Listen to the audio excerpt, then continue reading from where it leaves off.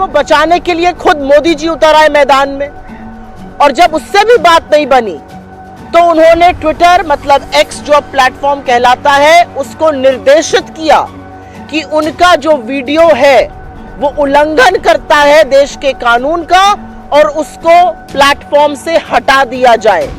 लेकिन ट्विटर ने हमें लिखकर यह सूचित किया है कि अभिव्यक्ति की आजादी के तहत एक्स उसको नहीं हटाएगा, क्योंकि उसने किसी कानून का उल्लंघन नहीं किया है। कि नेता और इस देश के गृह मंत्री बेहद अपमानजनक बातें कर रहे हैं डॉक्टर अंबेडकर के लिए, बाबा साहब के लिए जो बातें कर रहे हैं वो अक्षम्य अपराध है। उसके लिए उनसे देश माफी की उम्मीद करता है। देश ये आशा करता है कि वो माफी मांगेंगे अपने इस अक्षम्य पाप के लिए और उनको बर्खास्त किया जाएगा। बाबा साहब आपके लिए इतने छोटे, इतने अदने हैं कि आप उनको हटाकर किसी की भी तस्वीर लगा देते हैं। क्या हो गया है आप लोगों को? इस देश के संविधान निर्माता ने जिसने इस देश के हर व्यक्ति को एक बराबरी का दर्जा दिया, सम्मान दिया, उनकी फोटो आप इतनी आसानी से हटाकर उस व्यक्ति की लगाते हैं जिसको आप राष्ट्र विरोधी मानते हैं। आप सबको मेरा नमस्कार।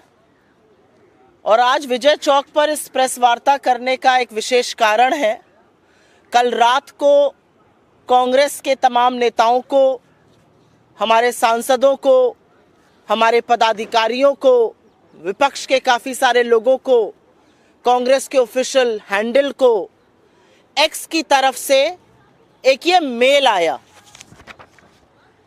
आज़ादी का 75वां साल, संविधान का 75वां साल ये देश मना रहा है, इस पर गहन चर्चा हो रही है।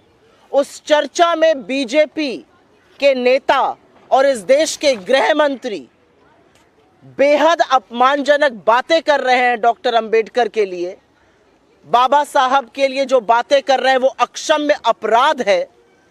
उसके लिए उनसे देश माफी की उम्मीद करता है।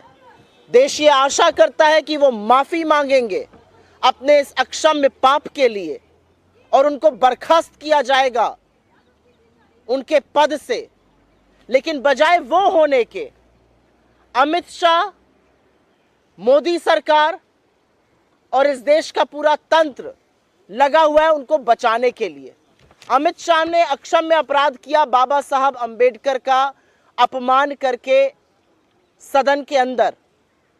उनको बचाने के लिए खुद मोदी जी उतर आए मैदान में, और जब उससे भी बात नहीं बनी तो उन्होंने ट्विटर मतलब एक्स जो प्लेटफॉर्म कहलाता है उसको निर्देशित किया कि उनका जो वीडियो है वो उल्लंघन करता है देश के कानून का और उसको प्लेटफॉर्म से हटा दिया जाए। लेकिन ट्विटर ने हमें लिखकर यह सूचित किया है कि अभिव्यक्ति की आजादी के तहत एक्स उसको नहीं हटाएगा, क्योंकि उसने किसी कानून का उल्लंघन नहीं किया है। हमें जानकारी देने की पारदर्शिता के अंदेशे से उन्होंने हमें यह मेल भेजा है। आप क्यों एक्स को निर्देशित कर रहे हैं आपका वो वीडियो हटाया जाए? आप किस मुंह से बोलते हैं कि वो वीडियो तोड़ मरोड़ के है? मेरे हाथ में अमित शाह जी की ये स्पीच है और ये मैं अपने घर से लेकर नहीं आई हूं। ये राज्यसभा की वेबसाइट से जो अनएडिटेड स्पीचेस मेंबर्स की होती है उनका वक्तव्य है। पेज नंबर 344 पर जाइएगा, 34 पन्नों की उनकी स्पीच है और पेज नंबर 344 के लास्ट पैराग्राफ में वो साफ कहते हैं, मान्यवर अभी एक फैशन हो गया है, अंबेडकर अंबेडकर अंबेडकर। इतना नाम अगर भगवान का लेते तो 7 जन्मों में स्वर्ग मिल जाता। अच्छी बात है।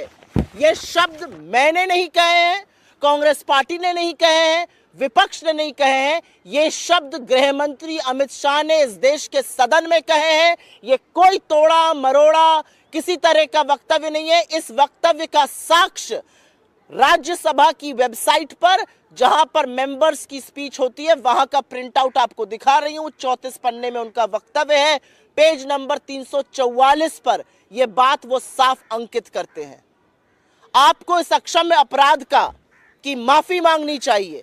आपको इस अक्षम्य अपराध के लिए इस देश के सामने हाथ जोड़ के खड़े होना चाहिए। लेकिन बाबा साहब का अपमान करने के बाद आप हमें डराने धमकाने का काम कर रहे हैं, तो शायद आप ये भूल गए कि हम ना आपकी कभी गीदड़ धमकियों से डरे हैं और ना कभी डरेंगे। आप एक्स नहीं तमाम और प्लेटफॉर्म्स को लिखिए, ये देश आपका सच जान चुका है, क्योंकि बाबा साहब का अपमान आपने भले आज किया हो, लेकिन जो भावना आपको आपके पुरखों ने सिखाई है वही दिख रही है। आपके पुरखे बाबा साहब के पुतले जलाते थे, बाबा साहब को घोर हिंदू विरोधी बताते थे। आपके पुरखे बाबा साहब के लिए क्या क्या चीजें उन्होंने उल्लेख किया है अपने ग्रंथों में, अपने लिखावट में, वो साफ दिखता है। आपके पुरखों ने बाबा साहब को लिलीपुट बता दिया, आपके पुरखों ने उनके घर पर धावा बोला था 1949 में, तमाम चीजें हैं। उनको मिलकर चुनाव हराया आपके पुरखों ने। और अब आपकी सोच, अगर आपको लगता है कि हम आपकी गीदड़ धमकियों से डर जाएंगे, तो ऐसा नहीं होगा। आपकी सीबीआई, आपकी ईडी, आपकी इनकम टैक्स, आप जो बार बार विपक्ष के खिलाफ और अभिव्यक्ति की आजादी को खत्म करने के लिए लगाते हैं, लोग डर के बैठ जाते होंगे, हम उनमें से नहीं है। आपने अक्षम्य अपराध किया है, आपने बाबा साहब का अपमान किया, और आप जब जब ये करिएगा, चट्टान की तरह कांग्रेस पार्टी को, हमारे नेताओं को, इस देश के विपक्ष को सामने खड़े पाइएगा।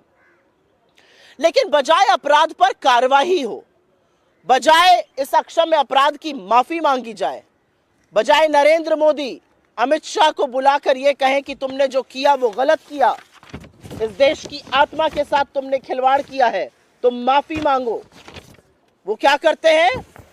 ये बीजेपी के ऑफिशियल ट्विटर हैंडल से आप लोगों के लिए तस्वीर लाई हूं।